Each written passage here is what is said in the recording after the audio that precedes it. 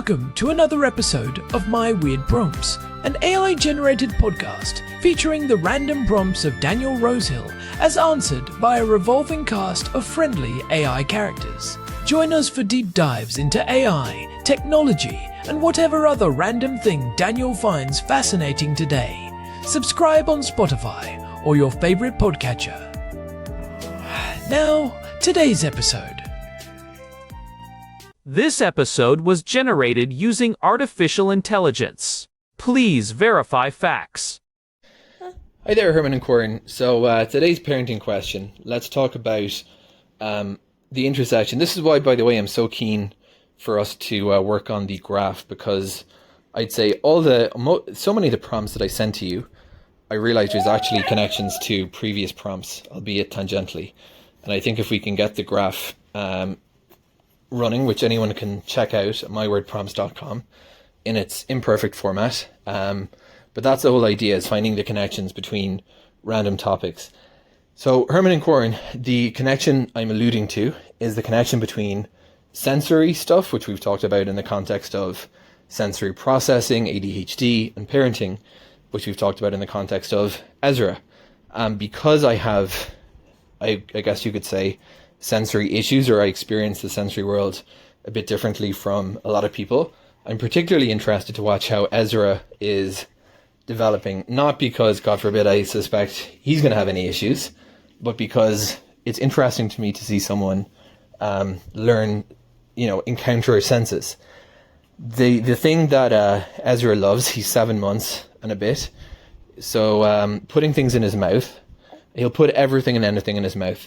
I was just assisting Ezra with the nappy change, and I turned away for a second, and in the course of that second, while I was, doing his nappy, he'd managed to reach over to the individual little wipe things, stuff about 8 of them into his mouth. I took them out of his mouth, and then as I was doing that, he he got hold of the whole container of it, and he had that going over his head. So Ezra is the cutest and funniest thing in the world. Maybe every parent says that. And I don't think it's atypical, but I do wonder, why at 7 months do they want to put everything in their mouth?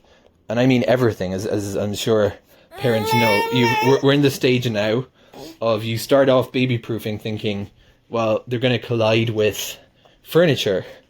And then you realize that the threat that comes before that is they're going to clamp down on, a monitor stand, or it doesn't matter. They're fearless.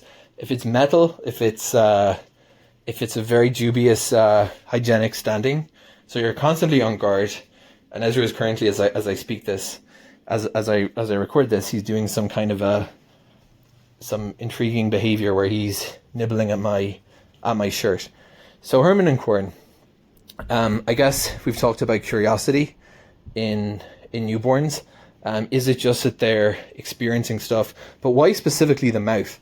Ezra's also started doing this thing we describe as the grandfather without dentures face. So he pulls in his lips, and I of course asked ChatGPT, what's up with that? Why is he, what, and it said, oh, this is very normal at 7 months. This is actually pretty much.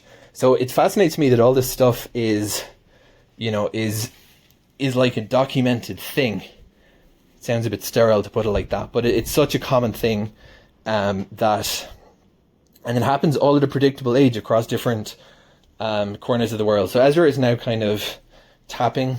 That's his new thing, is kind of tapping, and as he eats, he'll kind of like smack the table back and forth. Oh, he's going for, no, he's just hand munching. So Ezra, I think, is telling me, okay, that's enough, send it in. But that's it, Herman and Corn. I'm curious to know what are all these sensory milestones about, and why exploring through the mouth is so intriguing to new babies. Okay, Ezra was right. I probably could have stopped 20 seconds ago. Over to you two. Herman, there is something truly brave about being a parent. I was just watching Daniel with Ezra in the kitchen earlier, and it is like living with a tiny, incredibly determined scientist who has absolutely no concept of health and safety protocols. Herman Poppleberry here, and you are absolutely right. Daniel's prompt today really captures that frantic but fascinating energy of the 7-month mark. It is a wild time.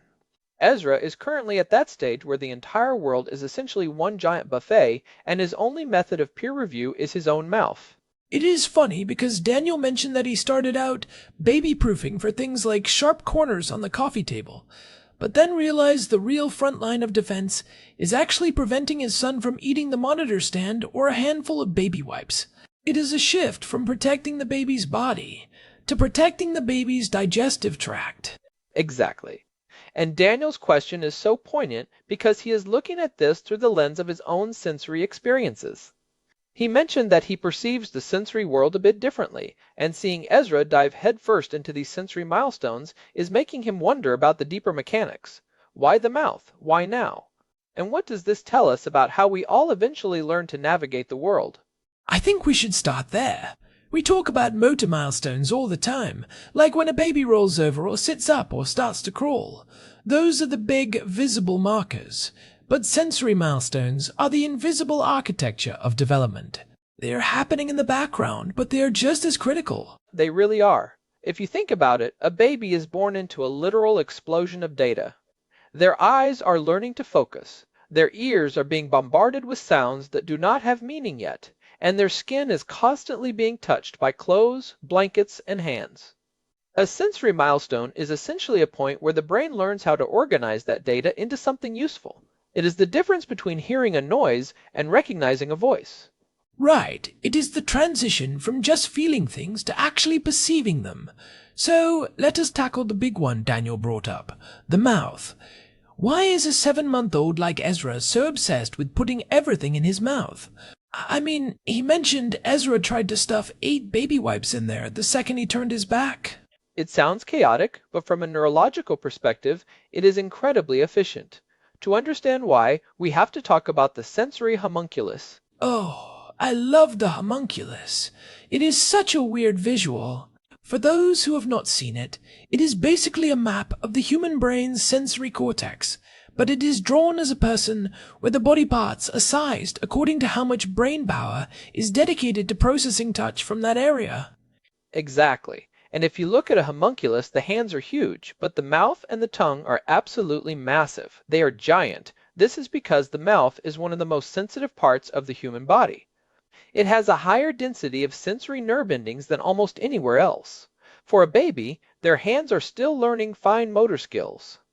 They can grab things, sure, but they cannot really feel the nuances of texture, temperature, or density very well with their fingers yet. So the mouth is like their high-definition scanner. Precisely.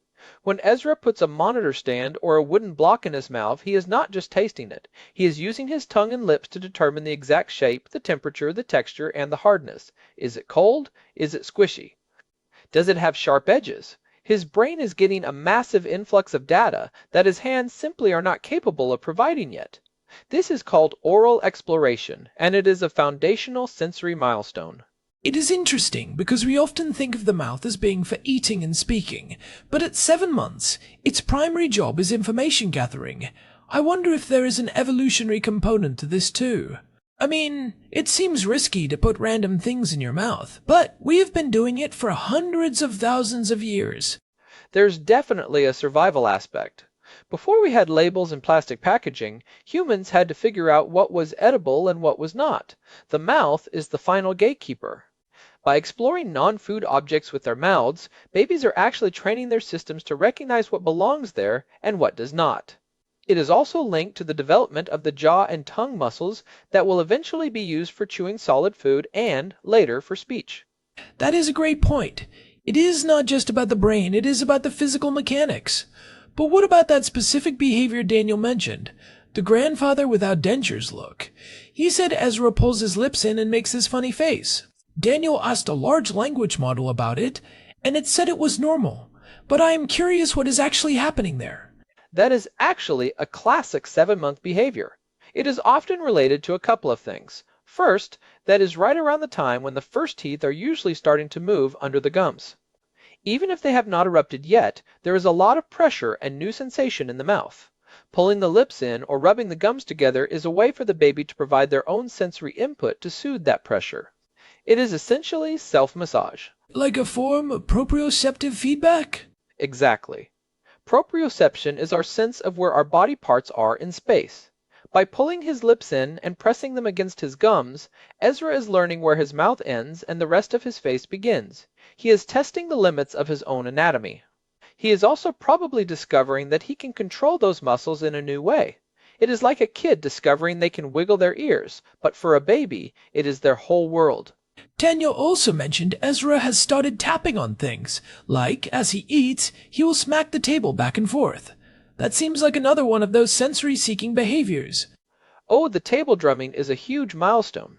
That is usually a sign that the baby is starting to understand cause and effect through a sensory loop. I hit the table, I feel the vibration in my hand, and I hear the sound. It is a multi-sensory experience. At 7 months, they are moving from being passive observers to active participants in their environment. It is like they are testing the physics of the world. If I hit this hard, does it sound different than if I hit it soft? Exactly. And for a baby like Ezra, who might be a bit of a sensory seeker, that vibration is probably really satisfying. It provides what we call vestibular and proprioceptive input.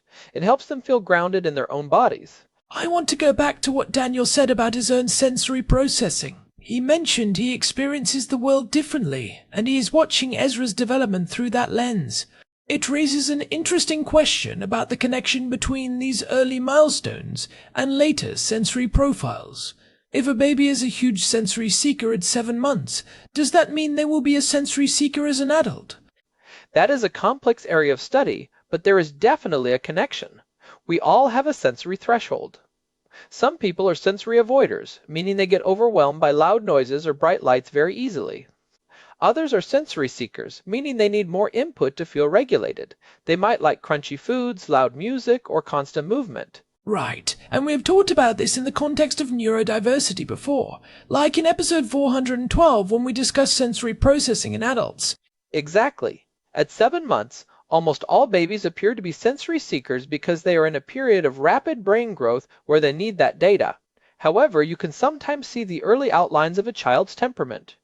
If a baby is particularly intense about seeking out certain textures or vibrations, it might suggest they have a higher threshold for sensory input. But it is important to remember that at this age, it is all very fluid. The brain is incredibly plastic. So, as a parent, how do you distinguish between a normal developmental milestone and something that might be a sensory processing issue? Because I know a lot of parents get anxious when they see their kids doing repetitive things like tapping or mouthing. The key is usually functionality and distress. In a 7-month-old, mouthing and tapping are perfectly functional. They are learning. It becomes a concern only if the child seems stuck in those behaviors to the point where they cannot engage with people or other toys, or if they seem constantly distressed by normal sensory input, like the sound of a vacuum cleaner or the feel of certain fabrics. That makes sense. It is about the balance. For Ezra, it sounds like he is just having a blast exploring. But for Daniel, who is mindful of his own sensory needs, it is actually a great advantage. He can recognize those needs in his son early on. Absolutely. A parent who understands sensory processing can create a much more supportive environment. Instead of just saying, "Stop putting that in your mouth," they can provide safe, interesting things for the baby to mouth. They can recognize when the baby is getting overstimulated and needs a break. It turns parenting into a collaborative effort to regulate the child's nervous system. Let us talk about the practical side of that. If you have a 7-month-old who is in this intense oral and tactile exploration phase, what are some ways to lean into it safely? Because, as Daniel said, you cannot just let them eat the monitor stand. Right. The goal is to provide a sensory buffet that does not involve heavy metals or choking hazards. One of the best things is variety in texture. Most baby toys are smooth plastic or silicone, which is fine, but it is one note. Giving a baby different fabrics to feel, or safe wooden teethers with different grains, or even cold versus room temperature objects can be really stimulating. I have seen people use those mesh feeders where you put frozen fruit inside. That seems like a triple threat of sensory input.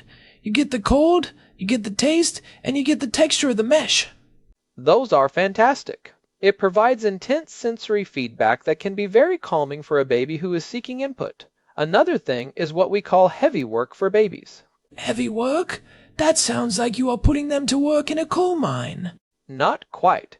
In occupational therapy, heavy work refers to activities that push or pull against the muscles and joints. For a 7-month-old, this could be something as simple as tummy time on different surfaces, like a shaggy rug versus a smooth floor, or letting them push a weighted box across the floor once they are crawling. It provides that deep pressure input that helps organize the brain and improves body awareness. It is fascinating how much of this is about organization. I think about Daniel's mention of the graph on our website, myweirdprompts.com. He is trying to map the connections between all these different topics we discuss, and in a way, that is exactly what Ezra is doing with his brain. He is building his own internal graph of the world. That is a perfect analogy. Every time Ezra puts something in his mouth, he is creating a new node in his mental map.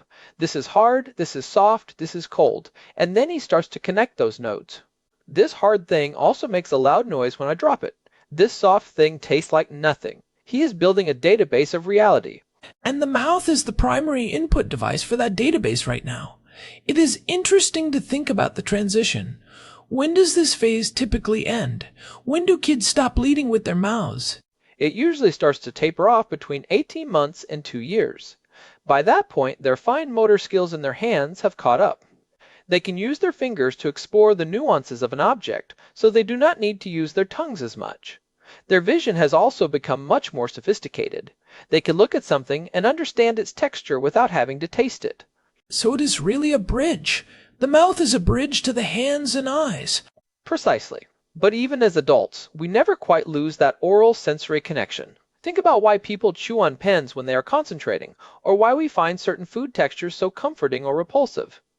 That early mapping that Ezra is doing right now in Jerusalem is setting the stage for his entire life's relationship with the physical world.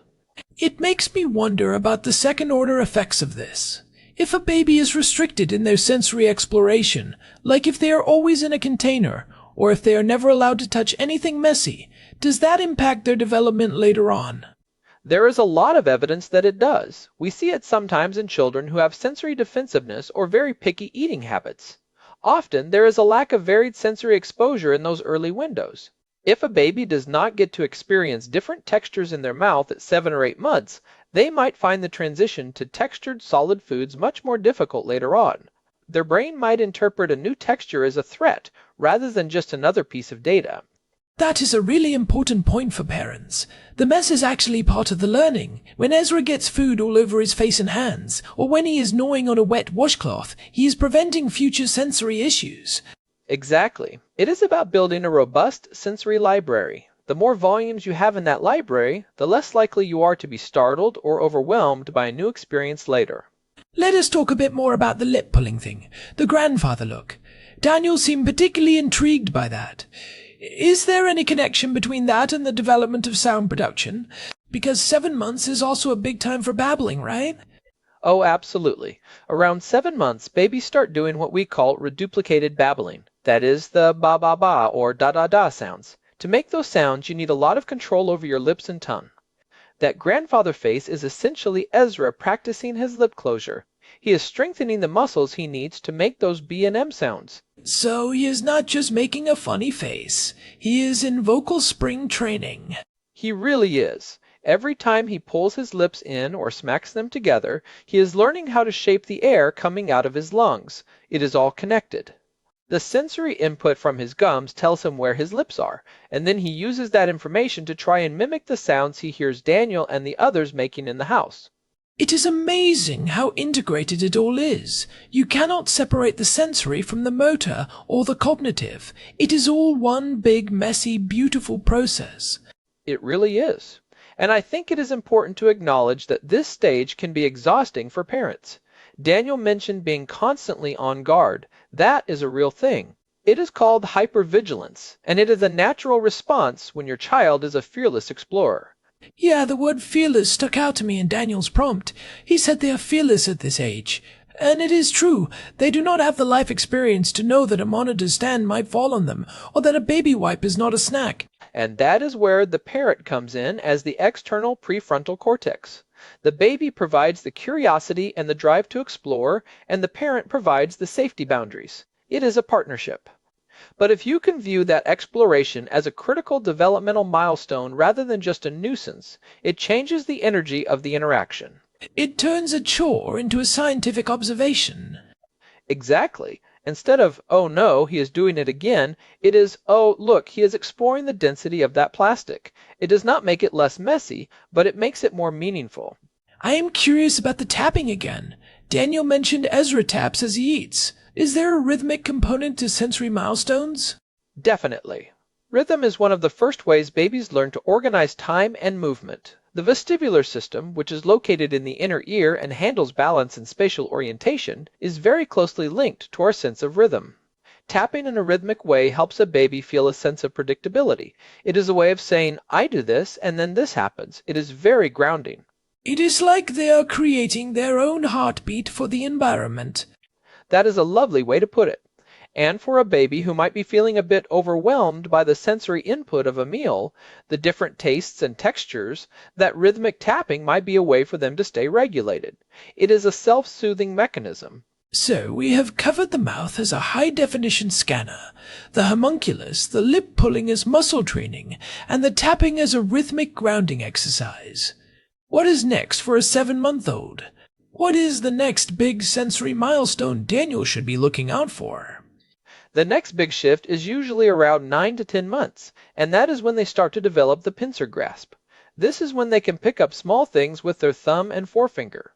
This changes their sensory world again because suddenly they can explore tiny details. This is also when they start to develop a better sense of depth perception and spatial awareness. So the exploration gets more refined. Exactly. They move from the sledgehammer approach of putting the whole object in their mouth to a more surgical approach of feeling a tiny crumb or a piece of lint. And of course, that just means the parent has to be even more careful about what is on the floor. It never ends, does it? Not for a while. But that is the joy of it. You are watching a human mind boot up in real time. It really makes me appreciate the complexity of the human experience. We take it for granted that we can walk into a room and understand what everything is, but we all had to go through this phase. We all had to taste the world to understand it. We did, and I think that is a great takeaway for anyone listening, whether you are a parent or not. We all have these sensory needs. We all have different thresholds. Understanding these early milestones helps us be more compassionate toward ourselves and others. We are all just trying to navigate a very loud, very bright, very textured world. Well said, Herman. I think we have given Daniel a lot to think about next time he is fishing a baby wipe out of Ezra's mouth. It is not just a wipe, it is a data point. Exactly. And Ezra is doing a great job. He is exactly where he needs to be. Before we wrap up, I want to say that if you are enjoying these deep dives into the weird and wonderful ways our brains develop, we would really appreciate it if you could leave us a review on your favorite podcast app. It really helps other curious people find the show. It truly does. We love seeing the community grow, especially when we get to tackle such personal and fascinating prompts like this one from Daniel. And if you want to see that graph Daniel was talking about, or if you want to send us your own weird prompt, head over to myweirdprompts.com. You can find all our past episodes there, and there is a contact form if you want to get in touch. We are also on Spotify, so you can follow us there to make sure you never miss an episode. This has been My Weird Prompts. I am Corn. And I am Herman Poppleberry. Thanks for listening, and we will talk to you next time. Goodbye, everyone. This episode was generated using Gemini Flash 3. Text-to-speech engine was Chatterbox Turbo. Thanks for listening to another episode of My Weird Prompts, an AI-generated podcast featuring Daniel Rosehill's AI prompts, as answered by a revolving cast of friendly AI characters including me, Cornelius the Sloth. Subscribe on Spotify or visit myweirdprompts.com.